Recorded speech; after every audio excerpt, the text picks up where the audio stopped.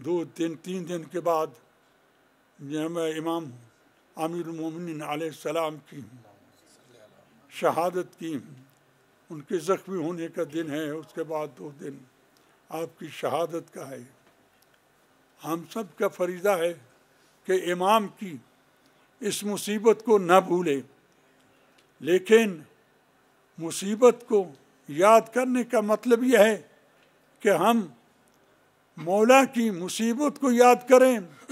اور اس کے دشمنوں سے بیداری، دشمنوں پہ لعنت کریں،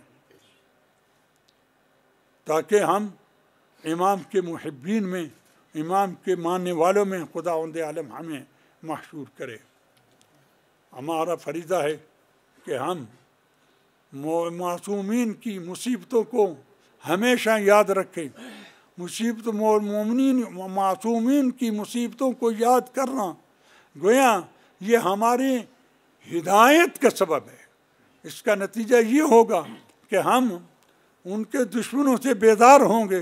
دشمنوں کے کردار کو چھوڑیں گے، دشمنوں کے طریقے عمل کو چھوڑیں گے، بلکہ ائمہ کے طریقے عمل کو ہم اپنائیں گے۔ لہذا اسی لیے ہم کربلا پہ بھی اس لیے روتے ہیں کہ ہم کربلا میں شہید ہونے والے امام حسین اور اس کے یار و انصار اور اس کے رشتہ دار، بیٹے، بھتیجے، ان پر روتے ہیں تاکہ ہمیں ان کی محبت پیدا ہو اور ان کے راستے کو ہم اپنائیں، اور ان کے دشمنوں پہ لعنت کرتے ہیں تاکہ دشمنوں کے طریقے عمل سے ہم دور رہیں۔